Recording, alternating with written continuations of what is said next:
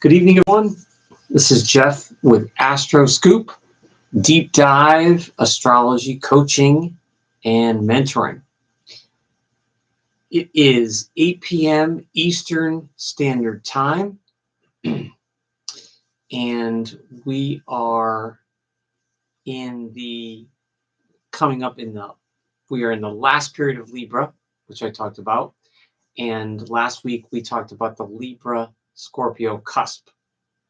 So tonight, I'm going to wait a few minutes to see if anyone comes in. But tonight we will talk about Scorpio, true Scorpio period. And this week, the 19th to the 25th, will be the Libra Scorpio cusp period that I talked about last week. So please check out my video from last week. I talk about how Libra and Scorpio combine on the cusp, whether you're a late Libra or a early Scorpio. Happy Sunday. Yes, happy Sunday. Yep. Back to Sunday night, Sunday evening. And we'll wait a few minutes, see if anyone else comes in.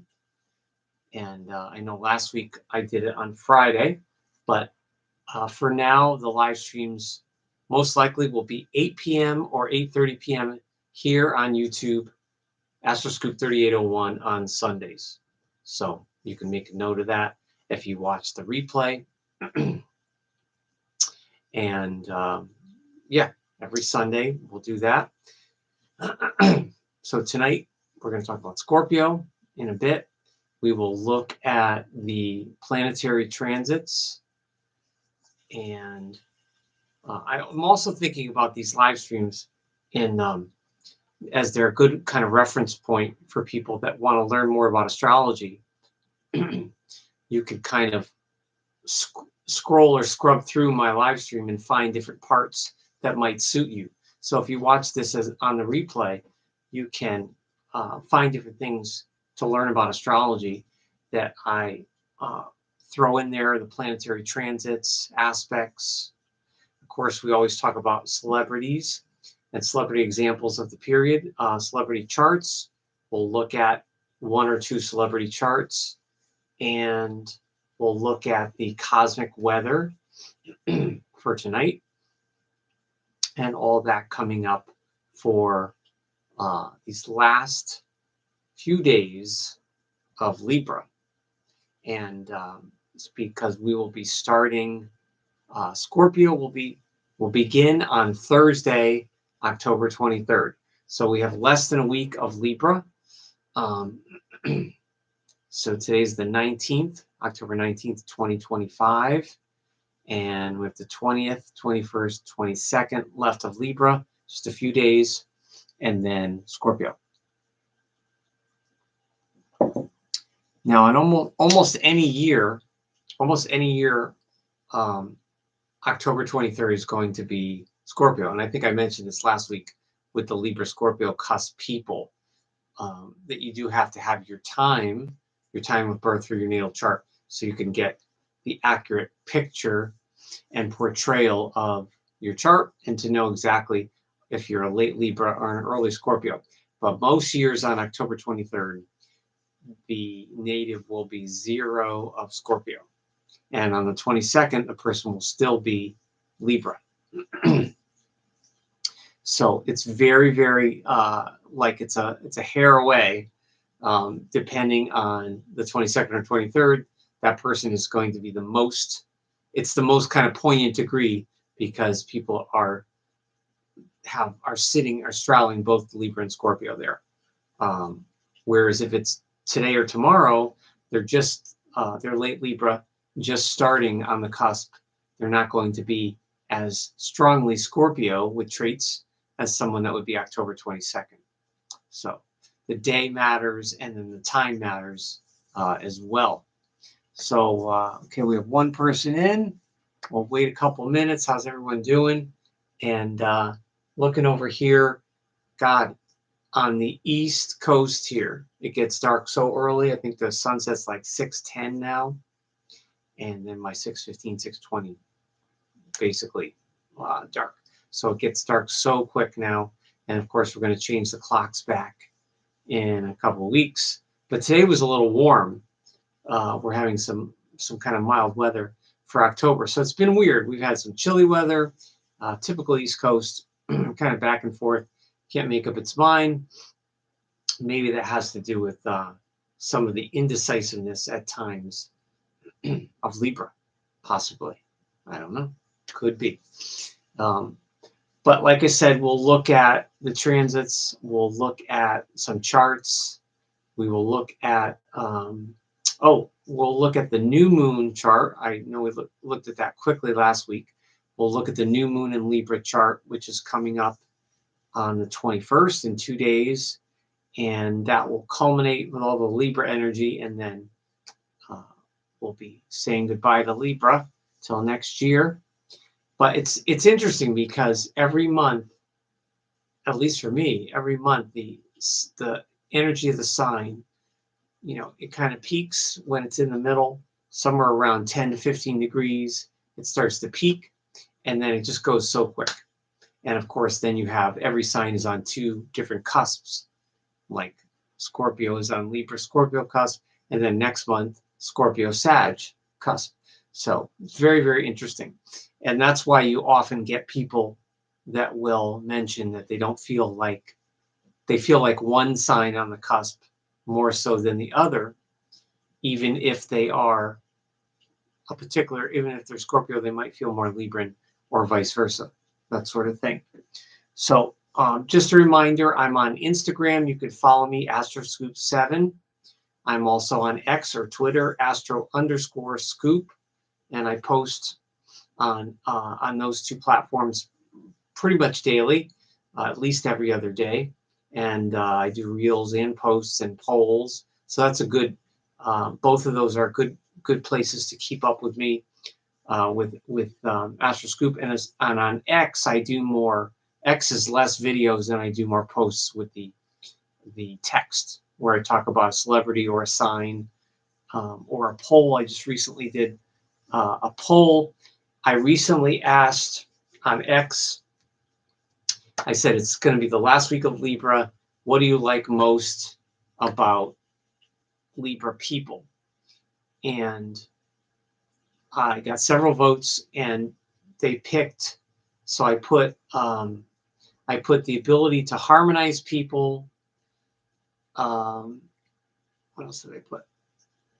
I can't remember now. But anyways, harmonize. It was intelligence that people picked. Half the voters picked intelligence, which was interesting. And I put that in there because I have mentioned many times on how Librans have a natural intelligence and are very, very good at weighing different pieces of information and points of view from people and putting them together to come up with balanced information or balanced judgments or decisions. And that's part of the reason why Libra doesn't rush to make certain decisions as well, is not always the indecisiveness, but because they are weighing and analyzing all that information, often from different points of view and different sources. So they Librans love to do that. So we talked about the Libra Scorpio cusp last week. So again, if you're born today through the 25th through next Saturday, you are born on the Libra Scorpio cusp. Karen says, greetings, crown number 2. All right. You're Libra Scorpio cusp. And then, like I said, you're Libra if you're the 19th, 20, 21, 22. If you're 23, 24, or 25 of October, you are Scorpio, early Scorpio.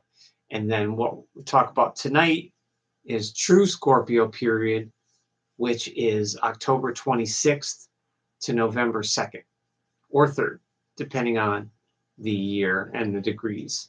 But I remember very distinctly talking about this Scorpio period last year.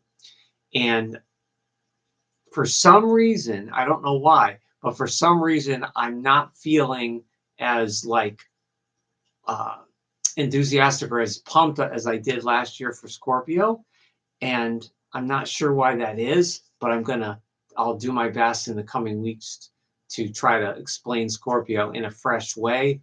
But just a warning that it may be difficult, because I don't want to. I'm hoping not to rehash too much of the Scorpio traits and what I did last year and the year before in my videos.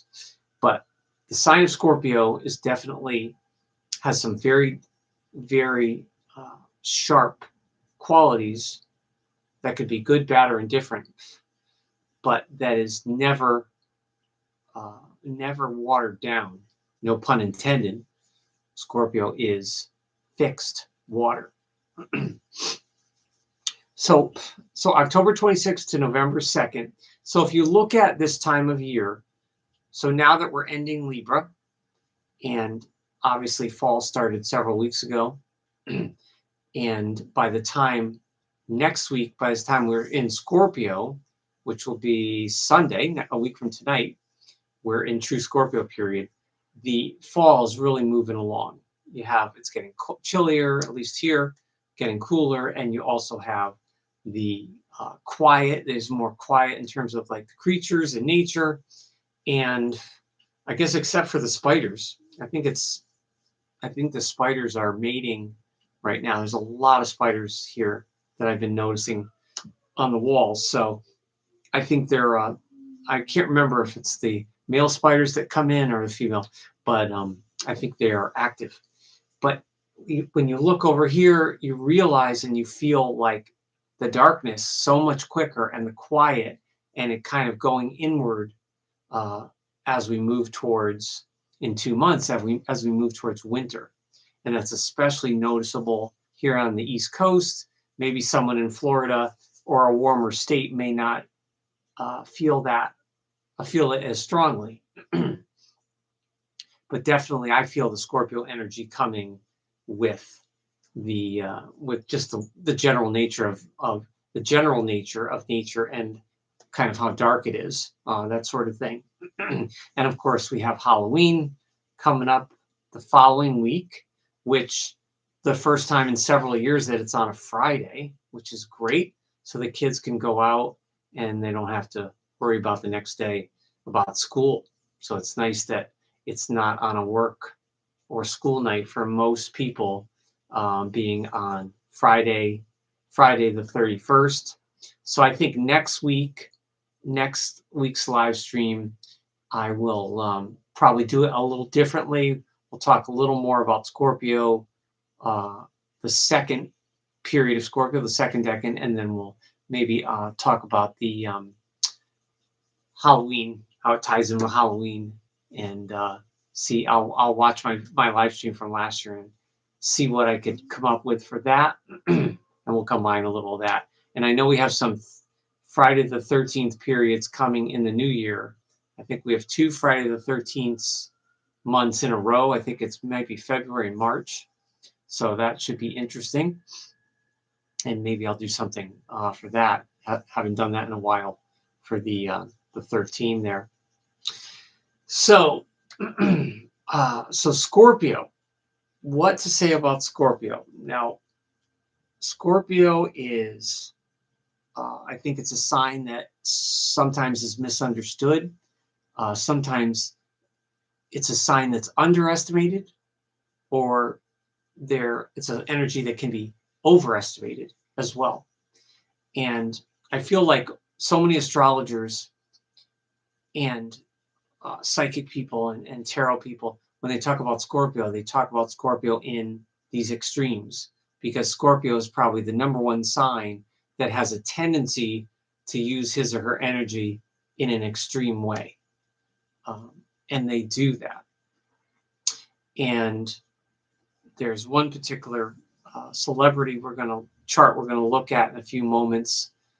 And her chart, I didn't know her too well before I did a little research on her today, but she just popped up on a list of people that are born in the Scorpio 1 period. So I decided to throw her in there.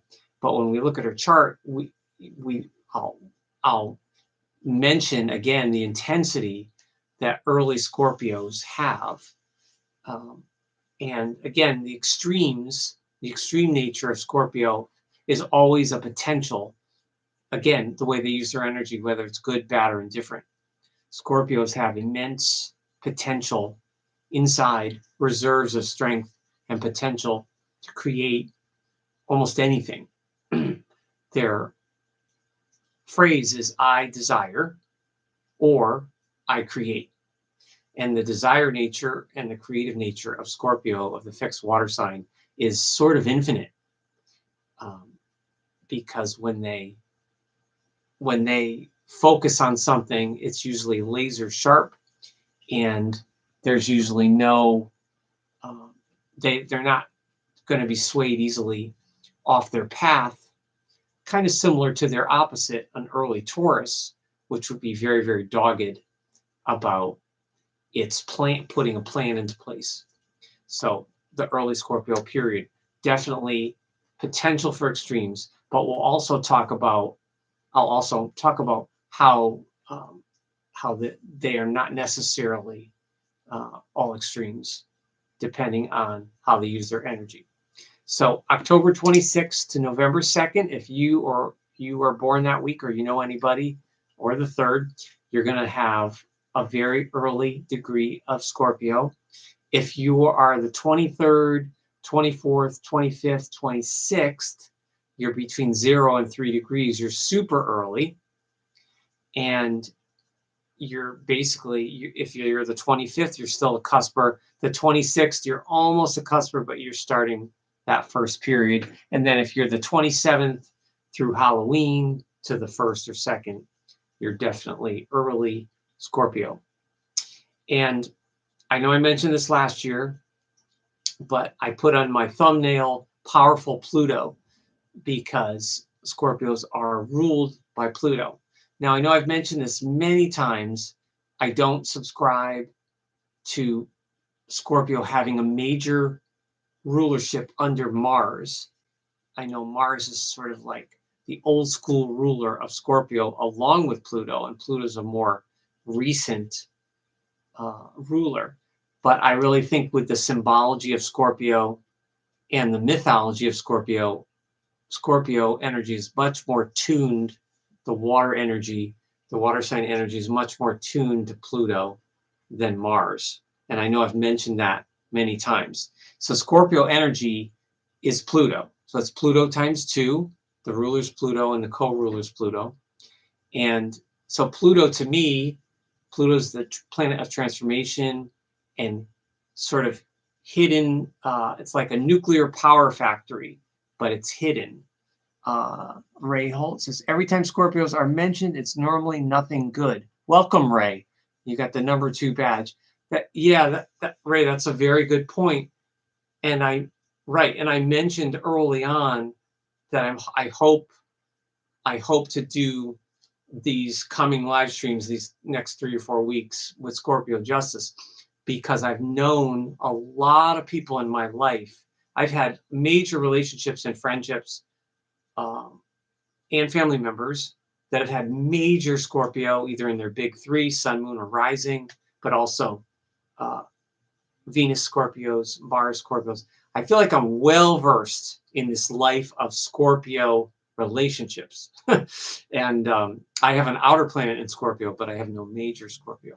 But obviously there's lessons there for me to relate to people that are majorly Scorpionic, and they also have lessons with me. We chose that. So Pluto is hidden Mars.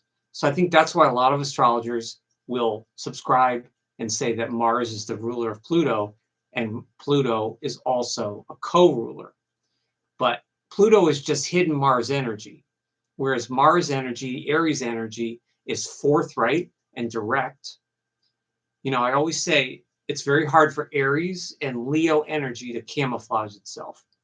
Leo and Aries energy can't hide very well. They don't usually want to hide, but those signs that may want attention, but they have an energy or a spark that comes out.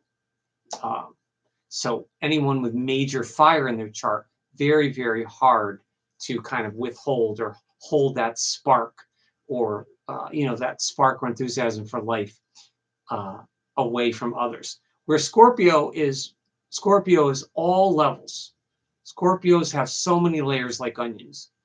And so Pluto is the hidden Mars, and it equals a star called Kambalia, which is the crooked claw, which is at 6 degrees, which is part of this first decan, 6 degrees. And it has a rulership of Mercury and Mars, and it's swift and changeable. So what's interesting about early Scorpio people here is, I agree with Ray. Like, there's way too much negativity about Scorpio. There's also way too much negativity about every sign. I can't believe the amount of like toxic. I know I can be harsh or critical in some ways, but that's a different level than just becoming toxic with it. And everything, how you use your energy in your chart, I always say it's evolvement and maturity. We're not all completely evolved. We're not all completely mature, myself included. Every day is a challenge and a struggle to be a better version of yourself and to be a kind person to others. But more importantly, be kind to yourself. If you think about people that are narcissistic and hurt people, think about that they do not have, there's no loving relationship with their self. They can't be. So that's very sad. So that's where a lot of people need to look. And the power of Pluto, the power of Scorpio, is the higher Scorpio person. You have the Scorpion that may strike when provoked or exposed. The Scorpion doesn't want exposure. It wants to hide. It wants to be left alone, and it's not looking for trouble. And unfortunately, there's a lot of low-level vibration energy in this world, and people that look for trouble because lack of evolvement, lack of maturity, lack of education, lack of insight, all these things that many people don't have or don't take any steps to try to have. So the early Scorpio person is going to use that Pluto energy there's no way they can't use it in a powerful way. Because just the very nature of it being early raw Scorpio it's like they're just handed this like hot plate. It's like, hey, you're Scorpio, you're born. Here you go. Here's a hot plate. What do you want to create? What do you desire? What do you want to make of this in the world? And it's kind of like, I can't imagine what it must feel like to be a Scorpio person. And I had a Scorpio. We had a Scorpio relative that passed away a couple of years ago. He was a November Scorpio, not this first decan, but he said to me, I asked him on astrology, and I said, who don't you get along with? And he said, well, Geminis. And I said, well, why Geminis? Do you have insight into that? Do you know why? Do you know the chart or anything? And he had a superficial kind of understanding of astrology, but he said, I don't get along with Geminis well because they're scattered, but I never their energy isn't focused. And he said, well, my energy is very focused. Well, if I do something good, I can do it really well. If I do something bad, it might be an epic fail. But he's like, I'm all in. He was kind of saying he's kind of all in. Like when he built something, he used to build bridges for churches, and he would say, I'm all in on this. He'd say, do it. He would do it. It might be bad and it might not look great, but he's certainly going to do it. So the sort of uncompromising, piercing laser of Pluto is part of the reason why some people don't like Scorpio. Now that has nothing to do with the Scorpio person being positive or negative or having anything wrong with them. it's just simply chemistry. So to go back to the Gemini point that this man said, Scorpio and Gemini are in conjunct, so those are wild card signs. And Scorpio is also in conjunct with Aries. So the Aries and Gemini energies are in conjunction to Scorpio, which is going to be teaching. Those are that Scorpio is going to learn from Aries and Gemini, and then Aries and Gemini are both going to learn from Scorpio. So there's no surprise that you're going to struggle with some people, but it's not going to be just tension. You're going to struggle with them because you don't get how they operate, or you don't understand them. But you're not actually clashing with them. You know that difference? You know the difference between clashing with someone and then just the way they operate is like, it's interesting. I don't get it. Like, I'm so deep and focused. That person is kind of so light and buoyant and scattered. So that's kind of maybe what the Scorpio Gemini dynamic is. It's like, it's just so different. It's going to take a lot of understanding and sympathy for those two people to really take the time to say, hey, let me figure out how you tick. Let me see why you tick. Why are you so focused and intense? That's not bad in and of itself, right? That intensity of Scorpio is not negative in and of itself. So you can't fault a Scorpio person for being intense because he or she may not know any other way. But think about this. If the Scorpio person is on a higher level, if they're an alchemist, if they're a healer, wouldn't you want them to be 100% all in, super focused to heal you? You don't want them to be 73% in, right? Or 25% in. I'm kind of in. Yeah, whatever. No. Again, I mentioned this with the Mars Scorpio transit. Scorpio has that really strong responsibility to possibly harm if prodded, if provoked. Is the Scorpion stinger going to come out? Or is the Scorpio energy going to heal?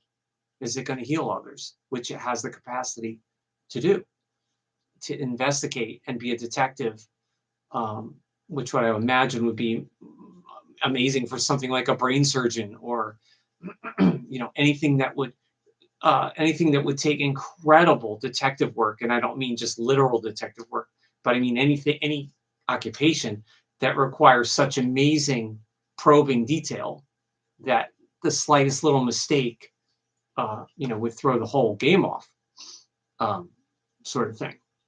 But that Pluto, and believe me, I have had so many interactions with people that have stelliums in Scorpio. Again, this is what the universe has wanted for me. I have Jupiter in Scorpio. That's probably part of the reason. And my expansive planet is in Scorpio. So I can expand early Scorpio people by my degree. I can naturally expand them. But there's a lot of reasons for it. And I think to say that Scorpio is negative or positive is such a disservice to the intensity of the sign. It really is. And this decan, because it's all Pluto, is unstoppable. And it's unstoppable because it's pure Pluto. It doesn't mean, again, how is that Scorpio person using their energy, and where are they using that energy? If they're going to be into something with work or interest, and they're going to have a single-minded intensity about it, sort of thing. That doesn't necessarily mean it's going to be extreme, though. Maybe someone works only 40 hours a week, right? They're not a workaholic. Maybe they work 38 hours a week, but that Scorpio person works so sharply every minute of every hour of that 40 hours or that 35 hours or 38 hours that they're able to accomplish and create amazing results.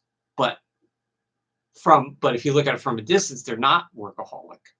Someone that's a workaholic might work too much and not really accomplish anything, because they may be running from other things, sort of. But one thing that's good for Scorpio ones is to let fate win. What do I mean by that? Let fate win, question mark. Well, this is probably the number one reason why you hear negative things about Scorpio is Scorpio planets in Scorpio in the chart. They prefer control. They prefer to be in control. Now, that doesn't mean control you. It could. It doesn't mean possess you. It could. But I think the default Scorpio is, I want to be in control. I want to be in control of my faculties. I want to feel capable. I want to be true blue about what I think and feel before I make a move. Before I make a move, I want to know exactly what I'm getting into, and I want to know what I'm doing with my power. You know, that's a lot of responsibility to be powerful, right? You know, if you're you know, these Marvel superheroes, if you're Thor or someone, you know, it doesn't matter if you have muscles or if your power is more emotional or spiritual. You still have to find a way to wield it in a balanced way and not either underdo it or overdo it.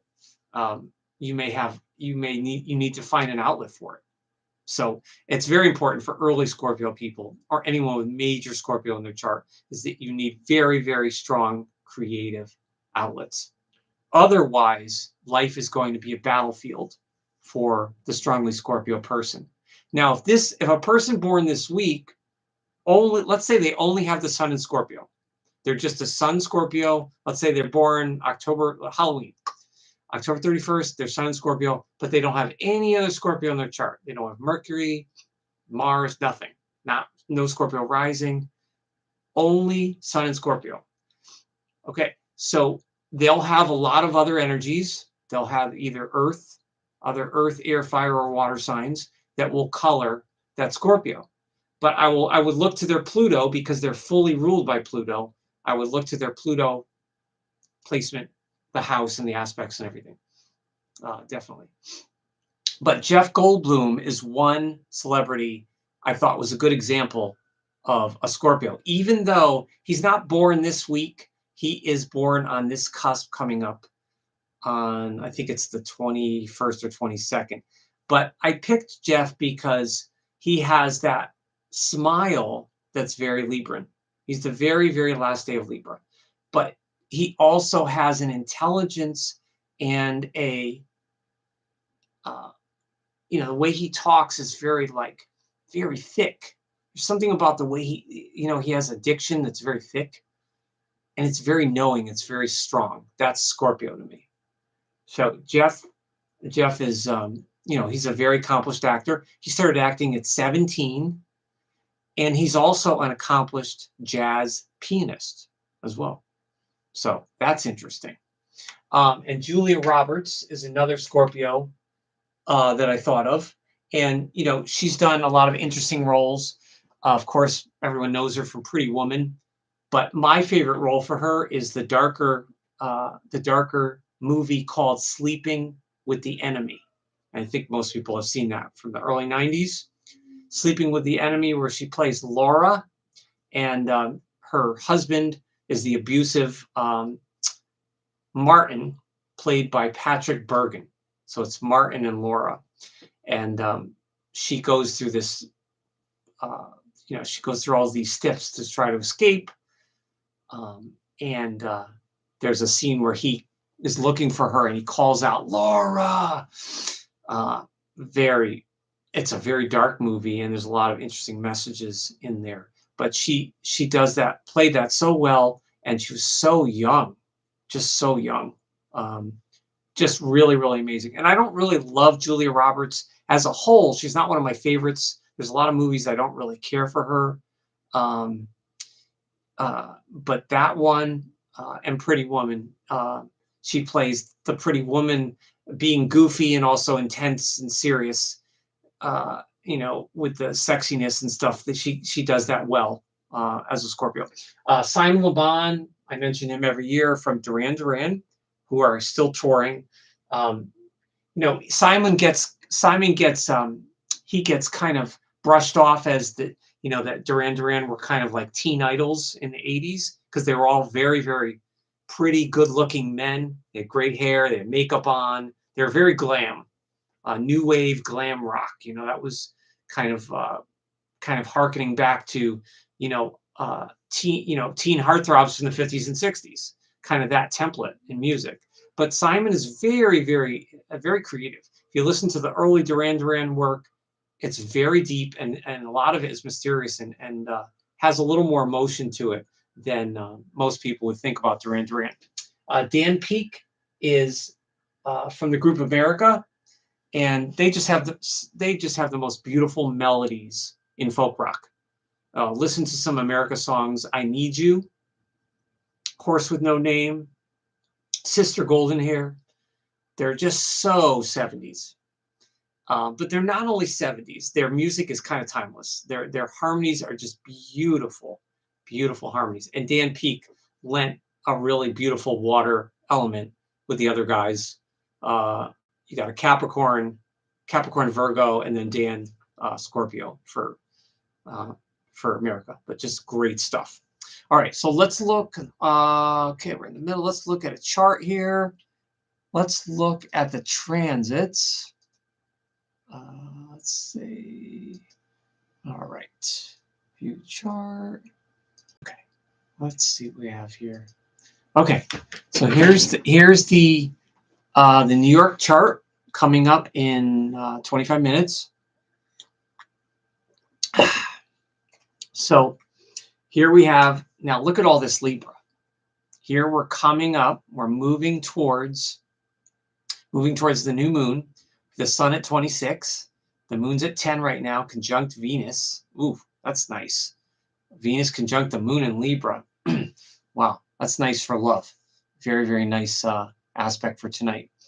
And no Gemini to trine, and the Gemini and the Aquarius are too early, so no trine there. But lots of Libra energy, which is going to culminate in 2 days at a very, very late degree of Libra. And then the Venus in Libra here, which it came from Virgo. But now we still have the Mercury in Scorpio. Look at this, exactly conjunct Mars. So we have this kind of light, loving, peaceful Libra energy, and then this focus of Scorpio right here. And these are both direct. Mercury's direct, as is Mars. And then we have Jupiter in Cancer, which these are trining. So that's nice. These are trining. And the node is getting in on the action too. The node in Pisces, Mars, Mercury, and Jupiter, all trine. These are all, well, 24 is a little later. It's a little far from the node. But we're basically have a nice little water trine here for the chart. So I like this. This is a nice chart for a baby born tonight. If a baby's born in 20 minutes in New York, he or she will have a nice chart here, Gemini rising.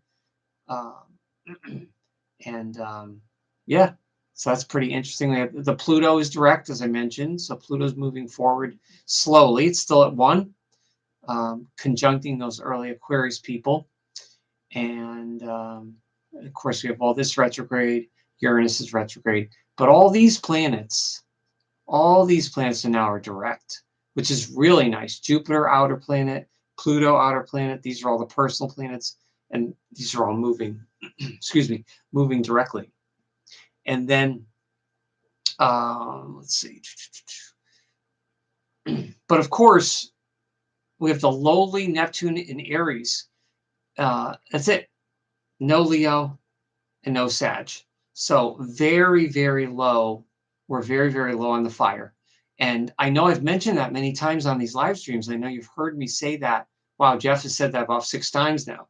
Isn't it amazing how many configurations we have where, for whatever reason, the universe wants us to be low on fire? So look at it this way. If there's a lot of violence or war in the world right now, maybe being low on fire is good if you think of it in terms of inflammatory. So having no fire is anti-inflammatory. right? So it's like, so the chart's like an anti-inflammatory medicine for some of the more violent things that are happening in the world right now. So you could look at it that way. You could look at that there's a specific reason why. And I keep seeing this too, like in this chart tonight, Aries is intercepted and it's hidden in the 11th house, which means the Aries energy or the war energy is not easily expressed tonight. But maybe that's a good thing. Maybe that's a good thing with this Mars and Scorpio. That could definitely be a good thing. But this is interesting. And of course, we're not going to have any major fire until we get to Sagittarius after Scorpio. This Jupiter will go into Leo, but that's an outer planet. And eventually Saturn, let's see, Saturn will go back into Aries March 2nd. I have it at 1 degree of Aries. So in March, this Saturn's going to start to move forward in Aries, and then the Saturn Aries people will begin coming up on their Saturn return. So interesting there. Let's see. So I mentioned the Aries and Gemini being the wild cards for the inconjuncts. Aries 1, which is the child, pure childlike energy, and Gemini 1, which is first week of Gemini, which is just all about freedom, and particularly mental freedom, but also the freedom to move without necessarily examining their motives. So that's interesting. Early Gemini is going to be curious about Scorpio, but Scorpio is going to be a little suspicious of Gemini being maybe glib and too free. Like, what's that about? But yet there'll be a very strong curiosity with the two, between Gemini and Scorpio, of how they could teach each other. And then Aries and Scorpio share a little bit of Mars, and they are competitive, but if they're on the same team, so to speak, for a goal, they would work very well together. Otherwise, they might be adversarial, an early Aries and an early Scorpio person, because you have the eyes of a child here, and then early Scorpio is, obviously much later in the zodiac. It's a more mature version of the sign, and Scorpio is not necessarily childlike, sort of thing. So, so those are inconjunct. Aries and Gemini are inconjunct learning periods, which can also be unstable. So chances are, if you meet somebody that's inconjunct your sun sign, especially exactly by degree, the same decan, but in another sign, you might be curious. There might be a fascination there, but you might also say, gosh, I don't get that person. Like I said before, I don't understand, how they work, sort of thing. I just don't get it. Scorpio might say, I don't get why Gemini is so superficial. Gemini might say, why is Scorpio so dark? Well, you don't have to be deep and profound about everything. Don't take everything so seriously. So no one's right or wrong. It's just those differences. And Aries is about a pure zest for life, and enthusiasm of a child, kind of just leaping, taking chances. And Scorpio is like, wait a minute, I have enthusiasm for life.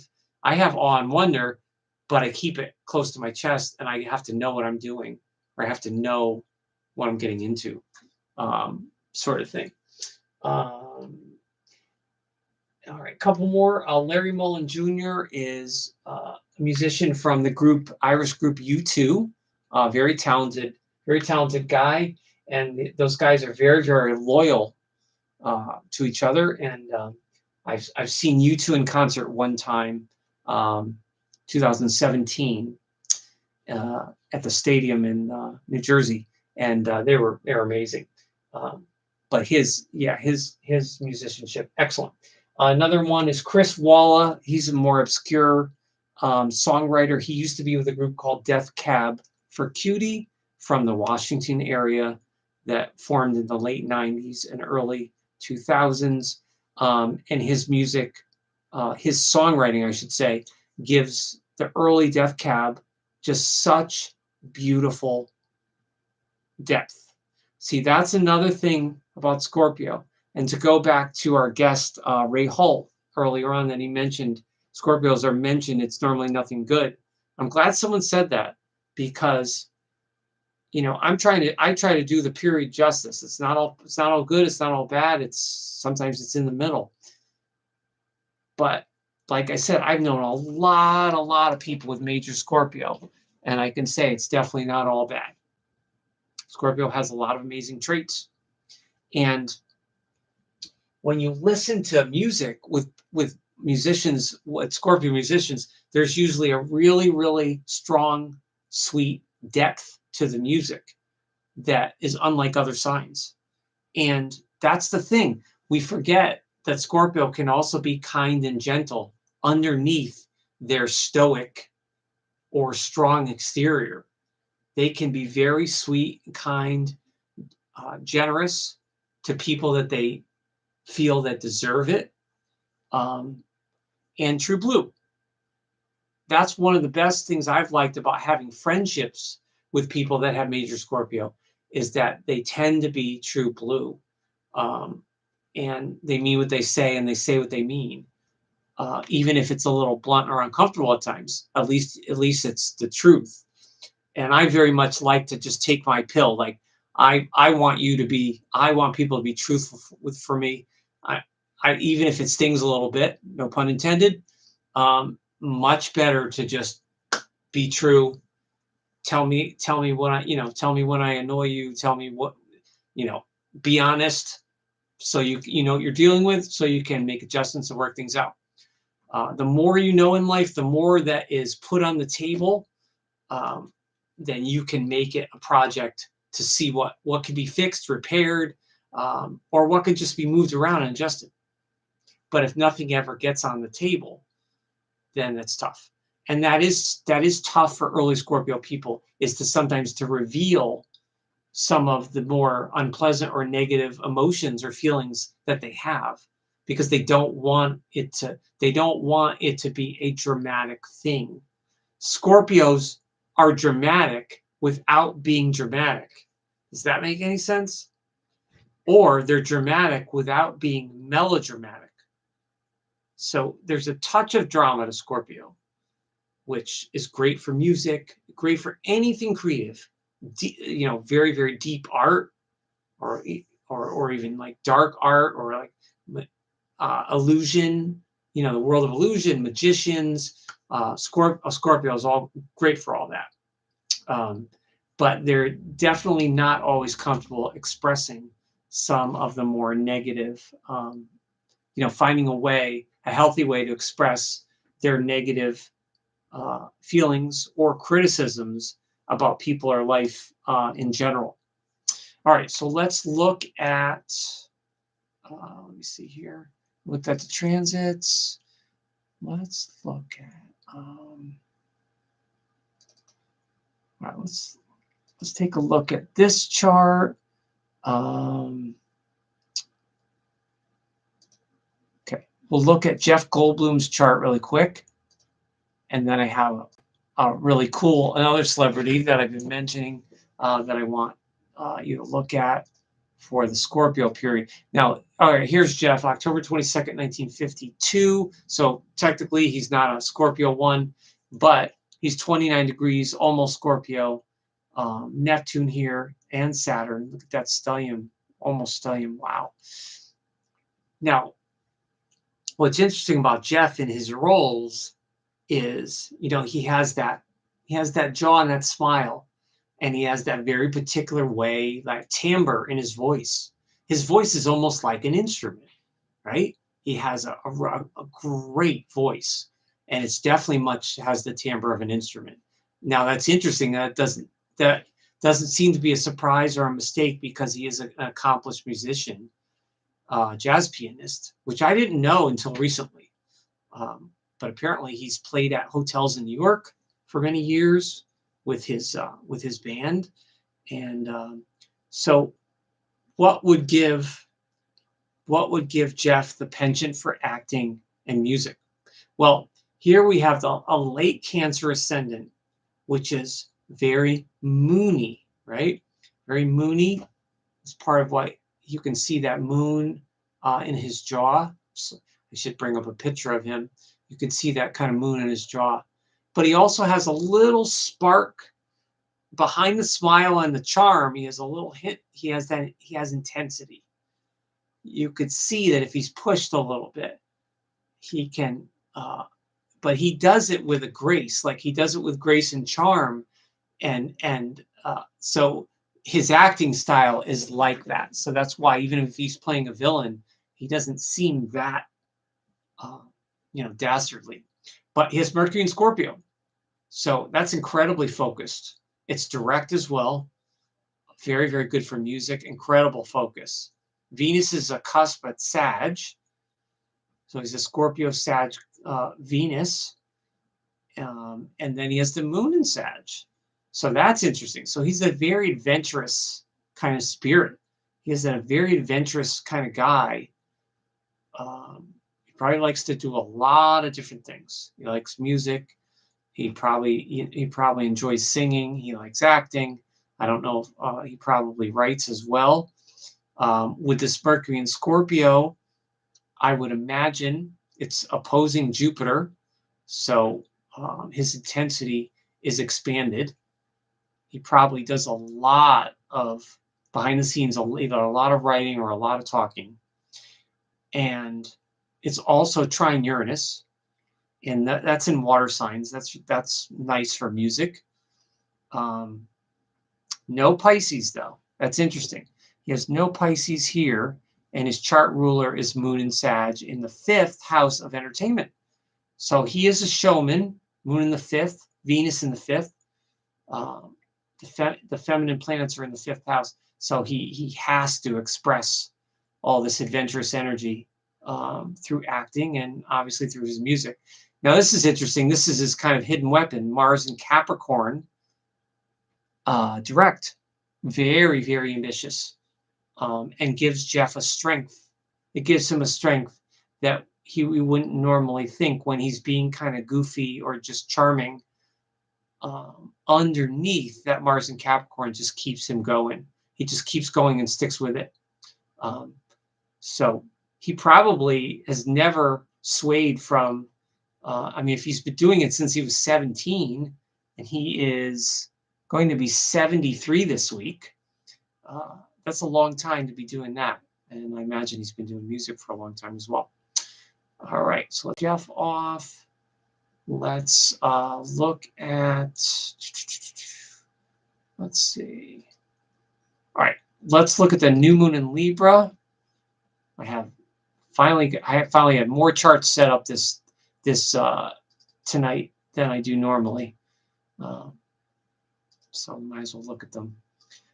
All right, here we go. So here's our new moon in Libra. This is October 21st.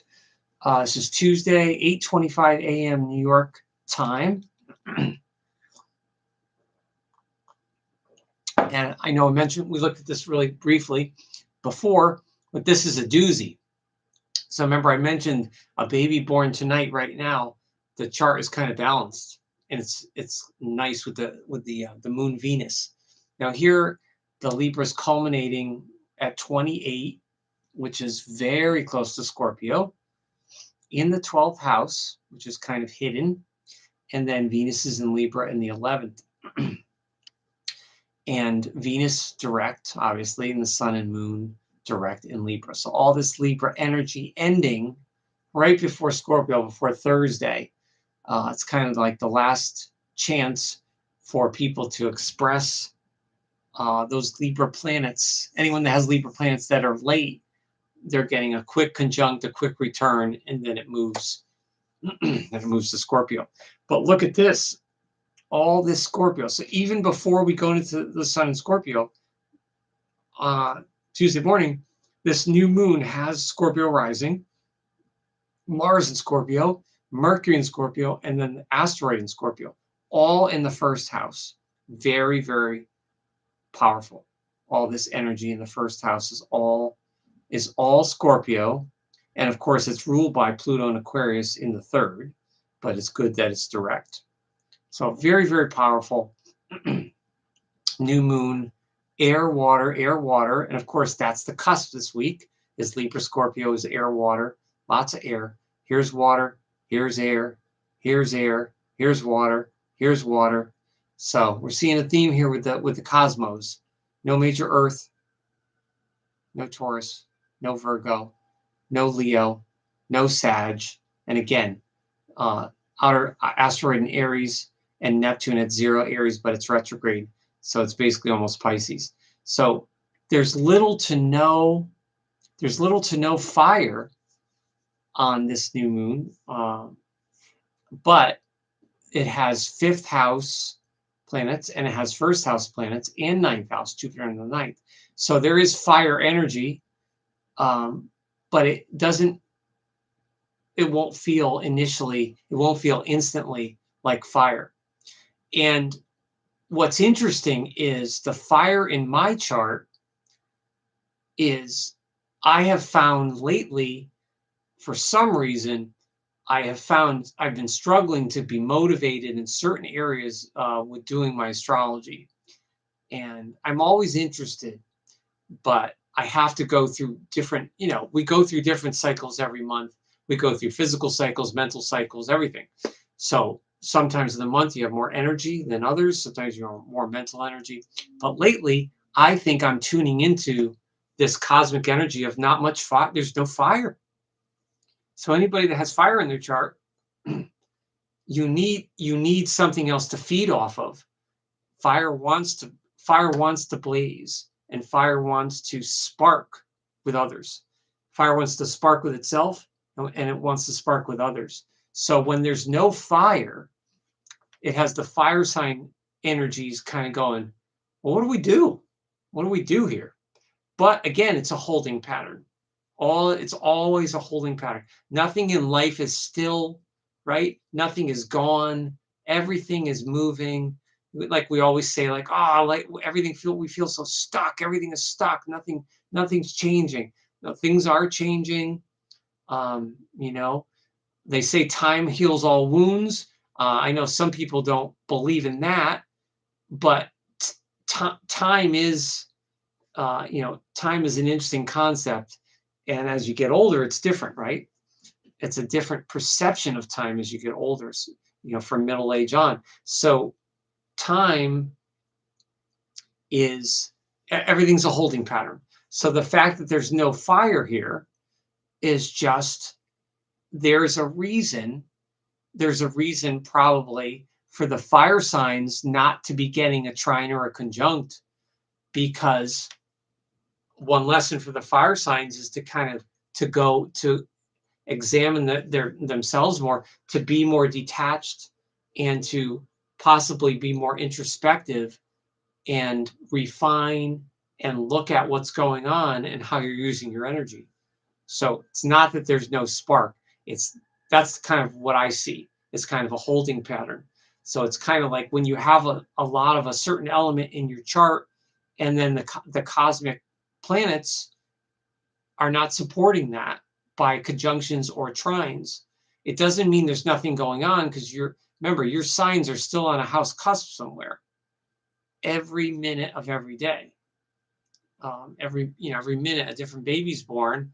A baby has a chart, and then at 9:05 there's another baby with a chart, and so on and so on. So there's always a sign on a house cusp somewhere. But in general, the impetus of the chart not having any fire just means that we have to kind of grasp these other energies, kind of thing. And I was watching a financial webinar this morning, and the man was saying, he's really interesting. He's talking numbers and finances, which can get kind of boring, but he was talking about it in a very philosophical way. And he was saying how, all of us, with our money, with our investments, it's very important for us to not get overly emotional with our money. Of course, we worry. We have to survive. So you have to be sufficiently concerned about your money, obviously, and it's a different level of seriousness depending on what age you are and where you are in life. Um, are you at the beginning of your career, middle, or end, or you know, retirement? But he was saying how the more you can just roll with the punches and flow with the markets, the long-term game is where you make money. And he's right. And so I'm adopting that, and I don't freak out, get too emotional if you have a little money saved and all of a sudden you're like, oh, I'm not getting any interest, or that stock didn't do well, or whatever. You know, whether it's Apple or Starbucks or McDonald's or Nvidia or any of those big Microsoft, you know, Google, those big giants, like they're going to have, right? They're going to have a season that's going to stink. And then some people are just going to go, oh my gosh, what am I going to do? But, you know, but then when you look at it 8 or 10 months later, you go, oh, that wasn't that bad. There was a good 6 weeks there that was pretty scary, but so it's interesting. So I make that point about the finance guy talking about the markets because the that's the same thing with these transits. So I was saying about the fire in my chart, I'm looking for an outlet and I'm looking to get inspired. And it's been hard. It's been hard to get myself motivated. But also I can look at that in a positive way and say, that's a time for me to regenerate, recoup, recharge my batteries, not be as out there like fire signs like to be. The Scorpio energy is going to teach us to go within. You know, this is what the new moon's doing, and that's what the sun in Scorpio on Thursday will be, is to be more inner, and to not every thought or feeling has to be expressed, is what Scorpio, kind of the early Scorpio energy teaches us to, again, kind of like say what you mean and mean what you say. So that's what I'm going to draw from the Scorpio period that's coming up, is that's why I'm going to take the positive spin on Scorpio, in that no other sign, when it's operating at a high level, you know, the symbols are scorpion, but also the eagle and the phoenix. So if a Scorpio person is operating on a higher level, a high vibration Scorpio person or planet, not only can they heal, but they will be in touch with pure truth. They will be in touch with what is real and soulful. You know, the higher Scorpio energy isn't going to want anything that is that wastes or takes advantage of, like, that feeling or soul energy of a water sign.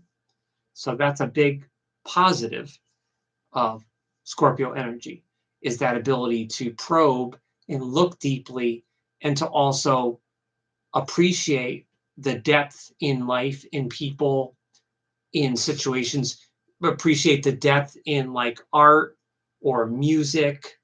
I saw a play last week. We saw live theater, and I haven't seen live theater in years. And it was off Broadway. It was a very low key production, but it did have it had some famous people. There was a woman on there who's on Law and Order SVU. She was on that show. And then there's a couple other people that were on TV shows. So there were some famous people in it. But what was interesting about it is the live theater, how, like a small theater, and how they're feeding off the energy of this very tiny crowd. I think it was maybe 100 people, if that, maybe 75. So interesting that, they're feeding off this small amount of energy, kind of thing. But how the Scorpio energy would teach us how, when you're watching that theater, to really, really get the subtlety and the nuances of the characters with their humor or their pain. Very often in live theater, right, there's humor, but that's also, the sarcasm is also hidden. There's also it's mixed up with pain or turmoil. And sometimes it's just purely sarcastic, sort of thing. So it's interesting. It was a treat, and I feel like it's intense. Like, something like live theater that's very intense. The energy that those actors have to muster, and fit the physical energy. So that kind of reminds me of kind of this early Scorpio energy, of how Scorpio is so, like I said, at the top of the hour. It can be extremes, but it's more just single-minded and so focused on its interests that it can't be, the Scorpio, it can't be halfway. So it's almost like, if they're not going to do something really with passion, they're probably not going to do it at all. Whereas the other signs might do it and go, okay, well, I've done it, halfway, and that's good enough. But Scorpio may not necessarily be able to muster. Okay, so one more chart that we're going to look at for the evening. Before we go. And all right. I appreciate you staying here. I know we had a couple other people leave, but that was for them to pop in. So here we have Grace Slick. Grace Slick, the 1960s and 70s psychedelic songstress, lead singer of Jefferson Airplane, Jefferson Airplane, Starship, and then Starship, right? So that's the three iterations of that band. So Airplane, Starship, and then Starship. So Grace Slick, singer, songwriter, and October 30th, 1939. I don't know if I've ever mentioned her in any of my Scorpio things. I don't think I have, but I was drawn to her tonight when I was looking up people, and I thought that she was really, really nails the early Scorpio period, being born on October 30th. Now, I watched some interviews with her today and this weekend, and I also watched a couple clips from Woodstock where she sings White Rabbit, which is that huge hit, and also Got Somebody to Love, that one as well. And of course, that's probably the most well-known of people in most generations. But so I didn't really have an opinion on the old Jefferson, like her singing, and that the band's kind of like that folky, psychedelic, kind of druggy, kind of folk rock thing. I don't love it, but I don't hate it either. I never really had an opinion on it till I watched some of the live clips, and I also watched some interviews of her. And I don't even know what to make of her. She is like, I'm watching her and I can't pin her down at all. Most people, like, I can watch an interview or I watch a live performance, I can tune into them, my intuition. Even if I've never watched the clip or I know nothing about them logically, I can tune into them. But Grace is an absolute, I believe she's still alive. She's a painter now. She retired from music a couple decades ago, and she's a big painter. She does art shows. So I'll have to look her up, see what her art looks like. But look at this, Scorpio rising. What a surprise. Mesmerizing eyes that she had as a young lady. I mean, mesmerizing. I mean, Janis Joplin was intense, but Grace Slick was like, almost like, had this coolness about her, but yet her eyes are looking like, almost like otherworldly. Venus in Scorpio direct. Wow, getting chills. Mercury in Scorpio direct. Oh, look at this. What a surprise. I did not know her chart at all. I knew she was a Scorpio from a long time ago when I looked her up, but I never knew her chart. I had no conscious memory of her chart. And I just mentioned before how I've known so many people with stelliums in Scorpio. Holy cow. Venus, love, Mercury, her thinking, piercing. And I watched a video of her from 1974 with Geraldo Rivera. He looks like a baby. Geraldo Rivera. He looks like a baby. I don't know how young he is, He might be in his 20s. I don't know, or maybe 30. He has the mustache, but he looks like a baby. So I'm watching him interview her, and she is just like otherworldly. It's almost like she's not of this world. And her sun in Scorpio, I mean, if Sun, rising, Venus, and Mercury all in Scorpio, my gosh, her life, an absolute battlefield. Her life, she chose to have a battlefield. Now, her sun, of course, is in the 12th house. That's part of the reason why she's so hard to reach. She's very, very hidden, and she wants to be hidden. She doesn't really want to be known, even though, of course, she's incredibly creative in a very intense way. But she doesn't want to be known. Very private, sun in the 12th house. She also has Jupiter in the 4th in Pisces. Now, she has a grand trine, which is really nice. It's Mercury, Pluto, and Jupiter. So Mercury, Pluto, and Jupiter all trine, 1st house, 4th house, and 9th house, which is also a fire house. Very nice. Her thinking and singing, her voice, has an ease, effortlessly powerful. And then it's expanded by Jupiter. Jupiter expands this power. It comes right back to her voice. This voice and her singing expands with Jupiter.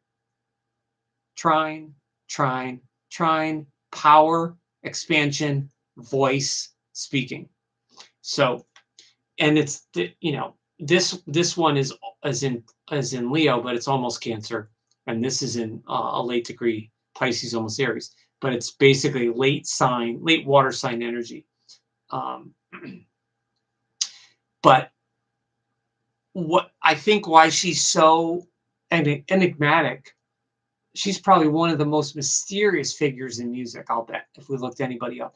The moon in Gemini, very early degree. That's a really, really, what did I just say? Scorpio and Gemini, I mentioned that at the top of the hour, in conjunct, right? I talked about, see, wasn't that? Yep. Thank you. I was led to that. Okay, that's why I put that on the last minute. Oh, I can't make this stuff up. So Sun in Scorpio in conjunct the moon in Gemini. So she was literally like two different people. She has this dual moon, which is dual personality, but she has this single-minded intensity, freedom. Am I focused and intense, or do I just want to be free and no one bother me? There's her struggle.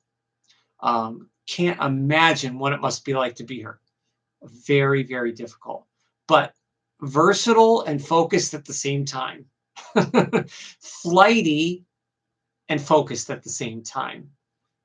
Loyal and fickle at the same time. Goodness. And then this Mars in Aquarius, which is, if you watch interviews of her, she kind of is evasive and avoids certain things. So she's not easy to pin down. She's unpredictable. She doesn't want you to know what her next move's going to be.